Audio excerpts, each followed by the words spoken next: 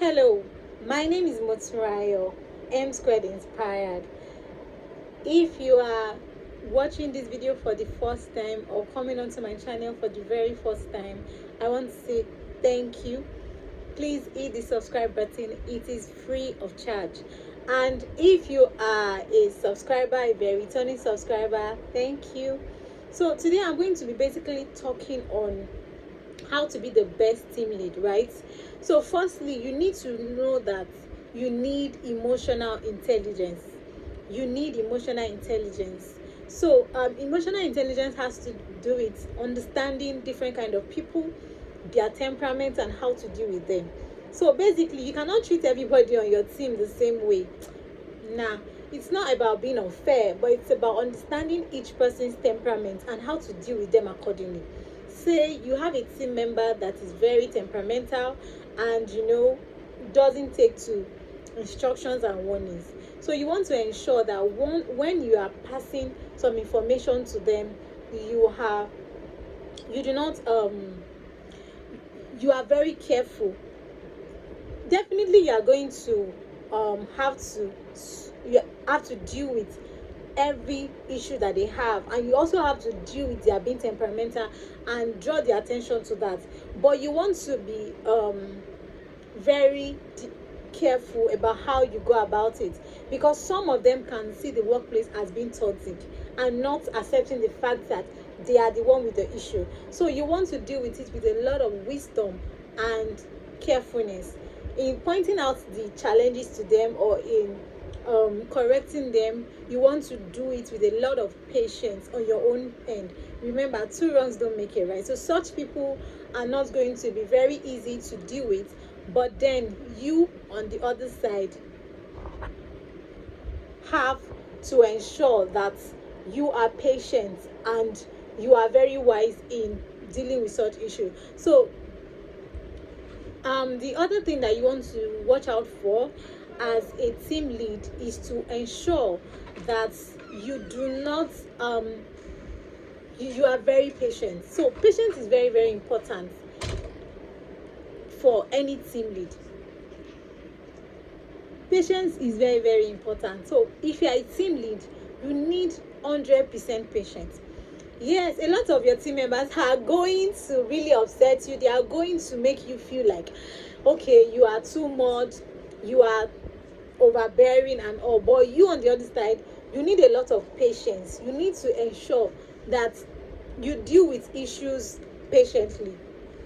And you also have to know that as the leader, they all look up to you, and some of them might be very intentional about what they do sometimes. So you want to ensure that you are not caught on guard.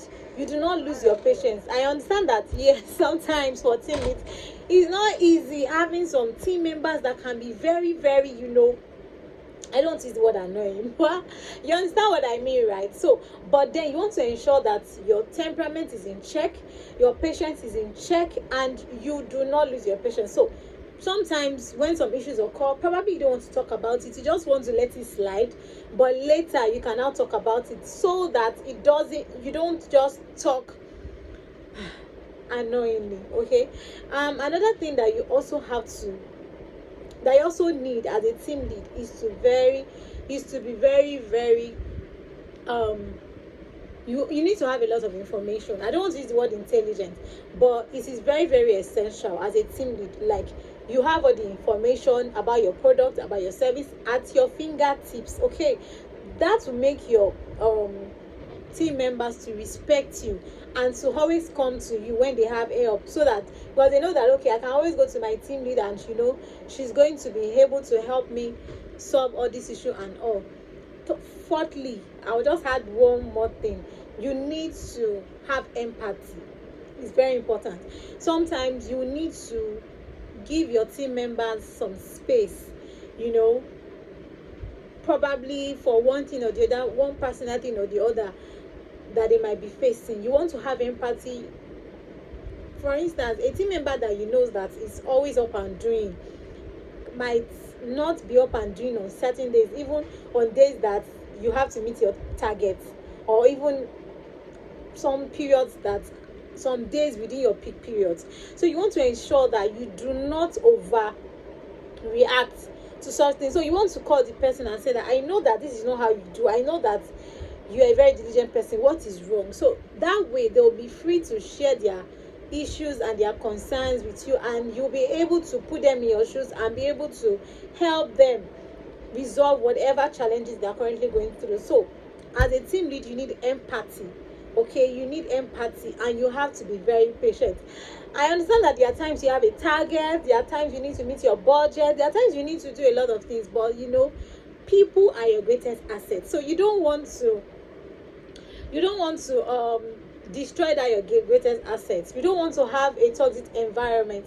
You don't want to have people resigning because they perceive that they cannot cope with you as a team lead. Some people resign from their job not because they don't love their job, but some people is because they cannot deal with their team lead, and they are like, okay, I'd rather lose this job than lose my mental health. So as a team lead, a lot lies with you. In fact, as a team lead, you are to build your team members. That's number 5. You are to build your team members. There are some team members that probably they don't know so much. For instance, their work with you might be their first job. So you want to ensure that you build your team members. You want to ensure that a team member that works with you for minimum of a month is better than they came. So it's not just about them delivering their responsibilities, doing their duties, but a lot also lies with you. You need to build capacity in them, because every team member has a lot to do. So that boils down to the part of emotional intelligence. You need to identify your team members. You need to know your A team members. You need to know your B team members. Okay, so it is very important for you to build capacities in them. It is very important for you to be able to transform your team members. If a person starts working from you from today, they are better people, and you are concerned about their career progression. That is going to be number 6. You need to be concerned about their career progression.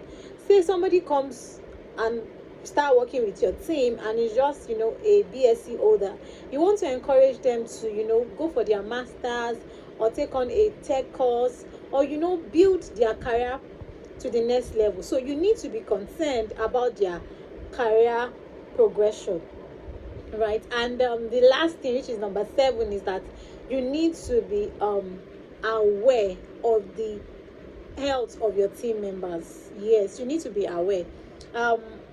What I mean is that you need to be concerned about their health. So if a team member is like, okay, I'll not be able to work today, or I'm not feeling okay, you want to probably that day cut them some slack, or probably just give them some minutes to take a rest, or maybe go on break, and then say, okay, you can continue this task once you are better. So you need to be concerned about their health, because when they are not doing fine, for instance, you have somebody who works as a sales or accountant person, or as an accountant.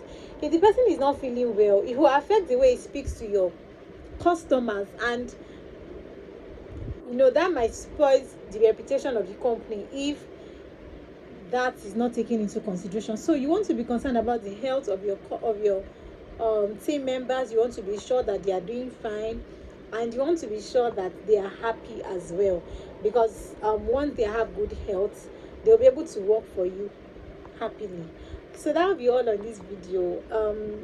If there are other tips you feel that team leads should know about, please feel free to drop in the comment section, and don't forget to subscribe. Till I come your way next time, I remain M Squared Inspired. Bye.